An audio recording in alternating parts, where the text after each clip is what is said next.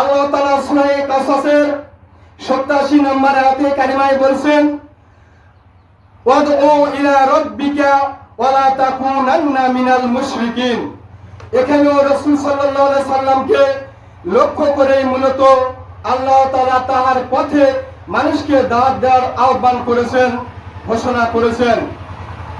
আল্লাহ তাআলা বলছেন, ওয়াদউ ইলা রাব্বিক, তুমি তোমার পালনকর্তার দিকে মানুষকে দাওয়াত দাও, ওয়ালা তাকুনান্না মিনাল মুশরিকিন, আর তুমি অবশ্যই মুশরিকদের অন্তর্ভুক্ত হবে না।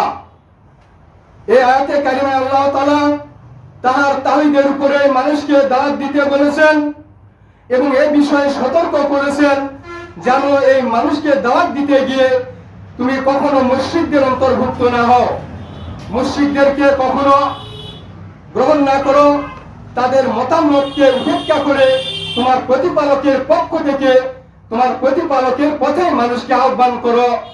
এই ক্ষেত্রে তুমি মুশরিকদের অন্তর্ভুক্ত হবে না। আল্লাহ তাআলা স্পষ্ট এখানে রাসূল সাল্লাল্লাহু আলাইহি ওয়াসাল্লামকে সহ মুহাম্মদ সাল্লাল্লাহু আলাইহি ওয়াসাল্লামের যত উম্মতে মুহাম্মাদি অর্থাৎ যতগুলি দায়িত্বপ্রাপ্ত রয়েছে আমরা আলেম সমাজকে সহ যারা দায়ী রয়েছে তাদেরকে মূলত আল্লাহ তাআলা লক্ষ্য করে বলেছেন যেন আমরা মুশরিকদের অন্তর্ভুক্ত না হই, সদা সর্বদা তাওহীদের উপরে মানুষকে দাওয়াত দেই আল্লাহ তাআলার নির্দেশ অনুযায়ী, তাহার বিধান অনুযায়ী, রাসূলের সহিহ সুন্নাহ অনুযায়ী ইনশাআল্লাহ।